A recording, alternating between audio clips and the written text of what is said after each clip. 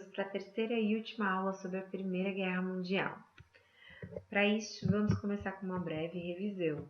Então, na última aula, nós falamos das imagens da guerra. Então, eu passei uma série de imagens mostrando a expectativa que as pessoas tinham da guerra, a felicidade em ir para a guerra, então a falta de discernimento e até mesmo de conhecimento de que o poderio bélico que eles tinham faria com que essa guerra fosse muito mais letal do que todas as que eles haviam conhecido e principalmente que essa guerra fosse se estender por muito mais tempo que eles imaginavam.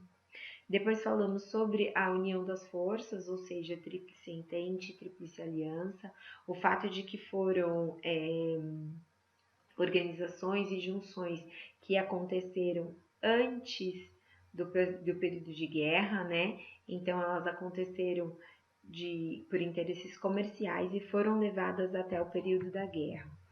E as principais fases da guerra, que foram 3, né? As forças beligerantes, que foi o joguinho de tabuleiro, cada grupo se organizando para conquistar territórios, depois as trincheiras para manter esses territórios sob seus domínios e, por fim, a saída de alguns países, como a União Soviética, por conta da Revolução Russa, né, na época ainda Rússia, e a entrada de países como os Estados Unidos, que foram determinantes no final da Guerra Mundial. Então, vamos lá. O que a Primeira Guerra Mundial trouxe de mudanças naquela sociedade, naquela época?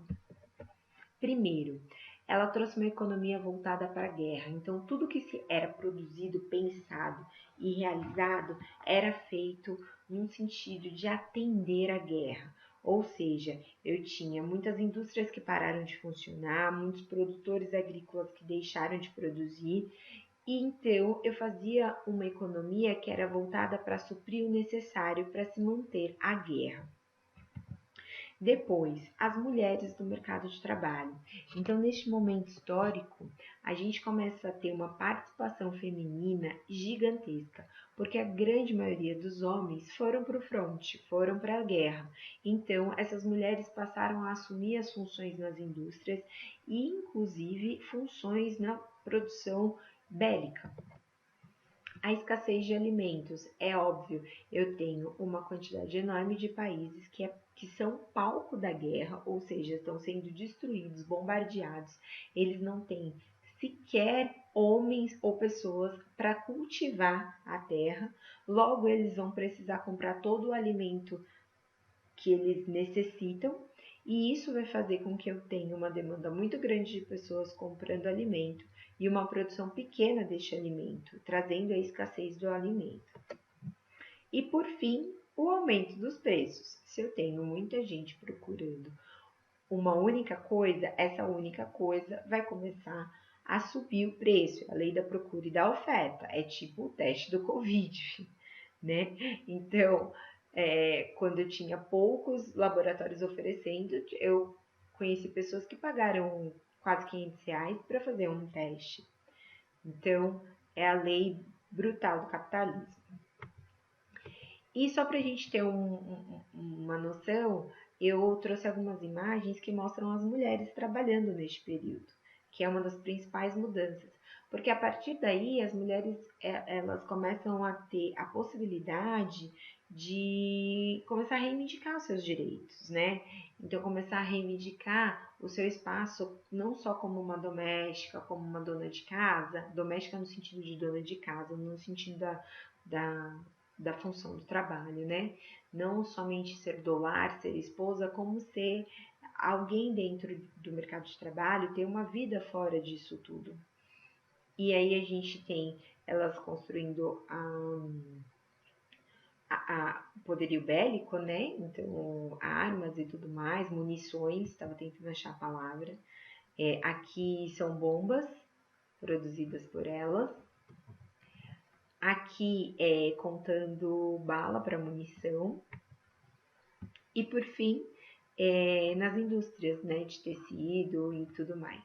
Então a gente tem as mulheres entrando efetivamente na indústria, no mercado de trabalho, não porque se reconheceu a possibilidade ou se deixou a opção para a mulher escolher o que ela quer fazer da vida dela, mas sim pela necessidade trazida da guerra. Bom, e como foi o fim desta guerra? Então, o fim dessa guerra se deu principalmente com a entrada dos Estados Unidos.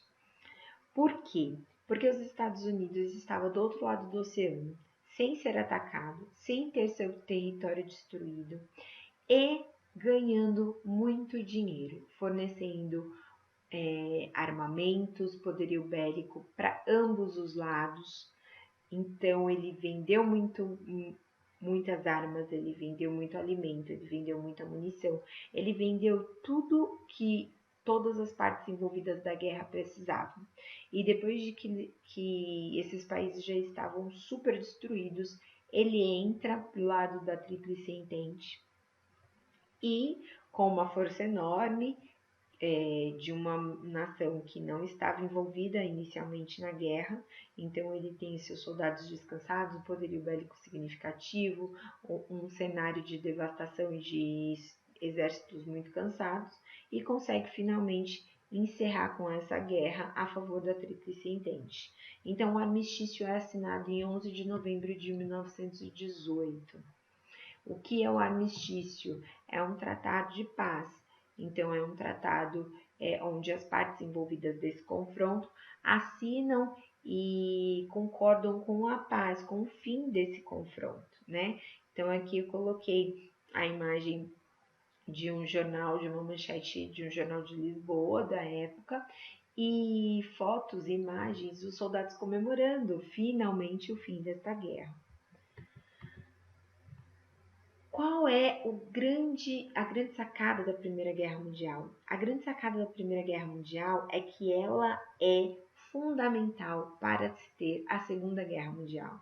Não só pelos números de que uma é a primeira e a outra a segunda, mas também e principalmente por tudo que vai acontecer com a Alemanha no final da Primeira Guerra Mundial. Então, o Tratado de Versalhes, ele é um tratado que ele vai ser resultado de uma conferência liderada por Estados Unidos, Inglaterra e França, aonde eles vão colocar ali em pauta quem que foi culpado desse processo todo e que punições esta nação mereceria.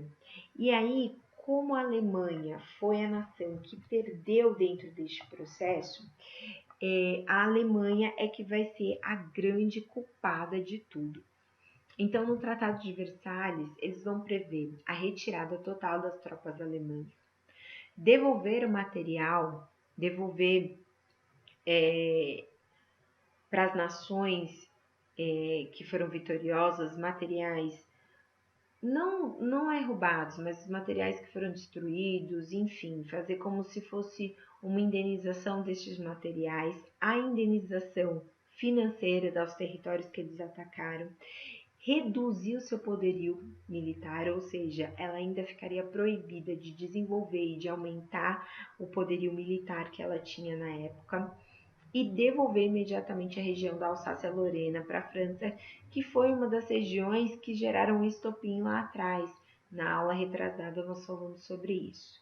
O fato é que se a gente lembrar daquele primeiro mapinha que eu mostrei na semana retrasada na videoaula, onde todos os países vão se invadindo e invadindo aleatoriamente, buscando seus objetivos individuais, a gente não consegue entender como que no final de tudo o único culpado foi a Alemanha. O fato é que era interessante para aqueles países envolvidos nessa conferência que se tivesse um culpado e que se castigasse muito bem este culpado. Logo, a Alemanha ficou com todas essas ações destruída fisicamente, destruída enquanto moralmente, enquanto exército, e tendo que pagar e indenizar todas as pessoas, todas as nações envolvidas na guerra. Essa charge, ela mostra um pouquinho isso, né? Os termos desse tratado de Versalhes, os termos impostos à Alemanha, ao povo alemão. E por que isso tem a ver com a Segunda Guerra Mundial?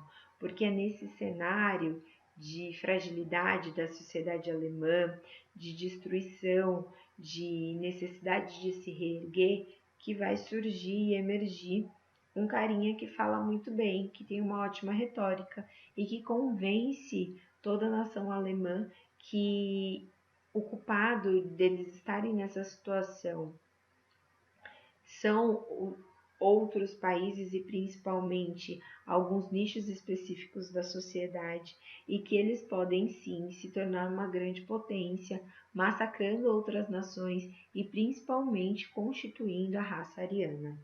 Adolf Hitler faz isso muito bem, então ele fala o que as pessoas querem ouvir naquele momento. Não é muito interessante pensar? A gente passou por um processo eleitoral não tão distante aqui no Brasil, onde os principais candidatos que foram eleitos em poderes executivos, tanto no caráter estadual como no caráter federal, eles tinham discursos que a população queria ouvir, porque ela estava cansada de crise econômica, violência e tudo mais. Fica aí para reflexão. Bom, após o Tratado de Versalhes, o que vai acontecer? Primeiro, nós vamos ter a formação da Liga das Nações. Qual era a intenção em 28 de abril de 1919?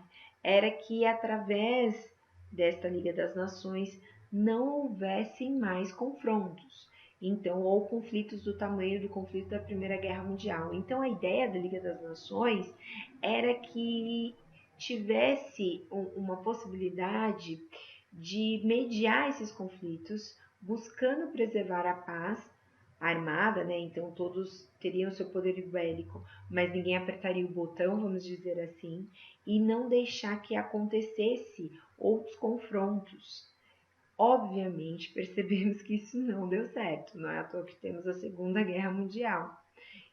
Mas o fato é que quando alguns pontos começaram a ser tratados de controlar um pouco mais políticas ou alguns tipos de governo, o próprio Estados Unidos, que foi quem deu a proposta para essa liga, foi o primeiro a deixar a Liga das Nações, fazendo com que ela perdesse o sentido, já que seus principais membros não concordaram e não permaneceram lá. A gente pode fazer um paralelo com a ONU. A Liga das Nações é o embrionário do que futuramente vai ser a ONU. E hoje a ONU tem uma crise de identidade muito significativa, de não ser levada tão a sério, justamente porque alguns vetos que foram dados pela ONU não foram respeitados pelos Estados Unidos mesmo, que foi um país que foi vetado a entrada no território do Iraque e mesmo assim realizou o confronto. Outra questão é a política isolacionista, então eu vou começar a ter os Estados Unidos crescendo muito, enriquecendo muito no pós-guerra também, a União Soviética se fechando com toda a questão socialista e da ditadura stalinista e a Alemanha destruída, tentando recolher seus caquinhos e começando vagarosamente a tentar a reconstrução. E por fim, eu acho que as duas principais consequências da Primeira Guerra Mundial é o contexto para a Segunda Guerra e a ascensão dos Estados Unidos. Os Estados Unidos ele ganha muito durante a guerra, vendendo munição, como eu disse, mas ele também vai ganhar muito no pós-guerra. Durante a guerra, ele vai ganhar abastecendo a guerra e os mercados. No pós-guerra, ele vai enriquecer porque ele vai emprestar dinheiro às nações que estão destruídas por conta da guerra. E ele vai emprestar dinheiro para que essas nações possam se reconstruir. E aí ele começa a ganhar muito, muito dinheiro, porque além de emprestar o dinheiro, ele também vende o material da construção. Logo, ele ganha de todos os lados. É por isso que este período é um período conhecido como Anos Felizes nos Estados Unidos, em 1920.